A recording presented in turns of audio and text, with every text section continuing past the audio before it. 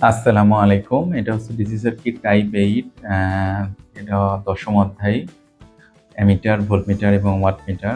Tesla volume 1 এর 4th এডিশনের example 06 math. এখানে একটা ভোল্টমিটার লাগানো আছে।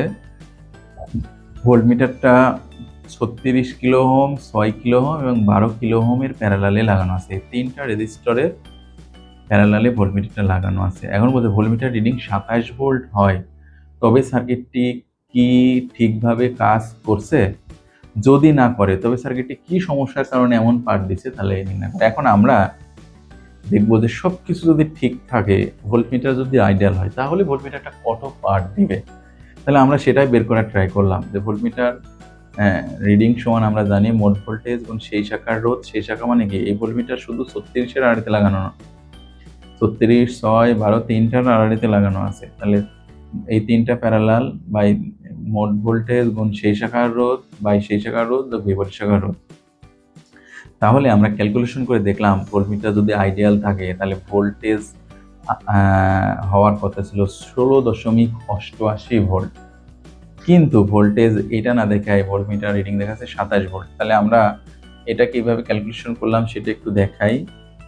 আমাদের মোট ভোল্টেজ 45 গুণ সেই শাখার রোধ 36 ইনভার্স যোগ 6 ইনভার্স যোগ 12 ইনভার্স, বন্ধনী ক্লোজ ইনভার্স, নিচে 36 ইনভার্স যোগ 6 ইনভার্স যোগ 12 ইনভার্স, বন্ধনী ক্লোজ ইনভার্স যোগ 6। তাহলে আমার এই পার্টটা আসতেছে 16.875 বা 16.88 লেখা যায় আর কি। ওকে, এখন যেহেতু আমার রেজাল্ট আসার কথা ছিল রিয়েল থাকা অবস্থায়, এটা যদি আইডিয়াল থাকতো তাহলে আমার পার্ট আসতো এটা তাহলে আইডিয়াল, IDEAL।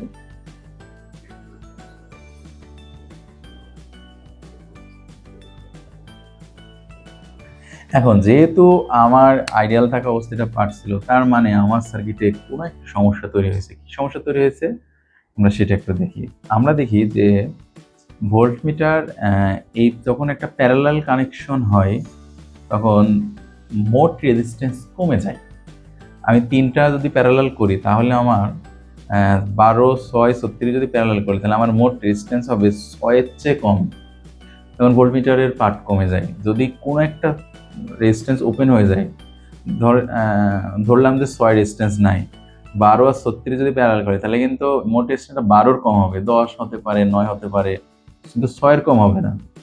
অর্থাৎ যদি এই দুইটাই না থাকতো, যদি 36-এর আড়াইতে থাকতো তাহলে আমার মোট রেজিস্ট্যান্স থাকবে 36। তার মানে ভোল্টমিটারের পার্ট অনেক বেশি আসতো। অর্থাৎ যেহেতু আইডিয়ালের থেকে ভোল্টমিটারের পার্ট বেশি আসতেছে, তার মনে হচ্ছে কোনো একটা রেজিস্টার কাজ করতেছে না, ওপেন হয়ে গেছে। কেন ওপেন হয়ে গেছে? এই যে আমরা বুঝতেছি যে যখন প্যারালাল শাখা, এখানে যদি আমরা আরেকটা প্যারালালে 2 ওহম যুক্ত করি তাহলে মোট রেজিস্ট্যান্স কিন্তু 2 ওহমের নিচে চলে আসবে এবং আমার এই পার্টটা তখন আমার আইডিয়াল পার্টটা আরো কমে যাবে।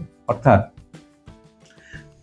রেজিস্ট্যান্স বেশি দেখানোর, ভোল্টেজ বেশি দেখানো মানে আমার এই ভোল্টমিটারের ইন্টারনাল রেজিস্ট্যান্স আছে তা না। ইন্টারনাল রেজিস্ট্যান্স যদি থাকতো প্যারালালে, আলে আমার এই ভোল্টমিটারের পার্ট কিন্তু কমে যেত। আমরা ইতিপূর্বে যে 5টা ম্যাথ করছিলাম সেটা দিয়ে দেখছি যে ভোল্টমিটারের যখন ইন্টারনাল রেজিস্ট্যান্স থাকতেছে তখন ভোল্টমিটারের ইন্টারনাল রেজিস্ট্যান্স প্যারালালে বসতেছে। প্যারালালে বসার কারণে ভোল্টমিটারের রিডিং আরো কমে গেছে। তো যেহেতু ভোল্টমিটারের রিডিং এর ইন্টারনাল রেজিস্ট্যান্স থাকলে রিডিং রেজিস্ট্যান্স কমে যেত, যেহেতু ভোল্টেজ বেড়ে গেছে তার মানে বোঝা যাচ্ছে কোন একটা রেজিস্ট্যান্স ওপেন হয়ে গেছে। এখন আমাকে 3টাই টেস্ট করে দেখতে হবে যে কোনটা ওপেন হলে আমার এই অ্যাকচুয়াল ভোল্টেজ 27 ভোল্ট হয়। তো আমরা সবচেয়ে ছোট রেজিস্টারটা আমরা ওপেন করে দেখবো, যে ধরলাম আমরা ছোট রেজিস্টারটা নাই, তাহলে কি ঘটনা ঘটবে? তাহলে যদি 6 কিলো ওহম রেজিস্টার ওপেন হয়ে যায় তাহলে এই ভোল্টমিটারের পার্ট কেমন দেবে? মোট ভোল্টেজ গুণ সেই শাখার রোধ, এখন 6 নাই তাহলে 12 আর 36 বাই মোট ভোল্টেজ গুণ সেই শাখার রোধ বাই সেই শাখার রোধ বিপরীত শাখার রোধ, তাহলে অ্যান্সার আসে 27 ভোল্ট। এই তো আমাদের কাঙ্ক্ষিত লক্ষ্যে আমরা পৌঁছে গেছি। অর্থাৎ আমরা 6 কিলো ওহম ওপেন করে দেখলাম যে আমার ভোল্টমিটারের পার্ট আসবে আইডিয়াল অবস্থায় 27 ভোল্ট। তার মানে আমরা ফাইনালি সিদ্ধান্ত নিলাম এই 6 ওহম রোধ কোনো কারণে ওপেন হয়ে গেছে। আমরা তার আগে একটু ক্যালকুলেশনটা দেখি। তাহলে উপরে 45 গুণ 36 ইনভার্স যোগ 12 ইনভার্স বন্ধনী ক্লোজ ইনভার্স, নিচে 36 ইনভার্স যোগ 12 ইনভার্স বন্ধনী ক্লোজ ইনভার্স যোগ 6, তাহলে আমার অ্যান্সার আছে 27 ভোল্ট। তার মানে আমার এই সার্কিটে আমরা ফাইনাল ডিসিশনে আসতে পারি যে প্রথমে আমরা সিদ্ধান্ত আসলাম যে আইডিয়াল অবস্থায় পাঠ আসতো 16.875 ভোল্ট, যেটা না এসে 27 ভোল্ট দেখাচ্ছে, তার মানে সার্কিটটি সঠিকভাবে কাজ করছে না। এরপরের ডিসিশনে আসলাম যে কোন একটা রেজিস্টার ওপেন হয়ে গেছে এবং আমরা প্রত্যেকটা একটা একটা করে টেস্ট করব। তো শুরুতে আমরা 6 ওহম দিয়ে টেস্ট করছি।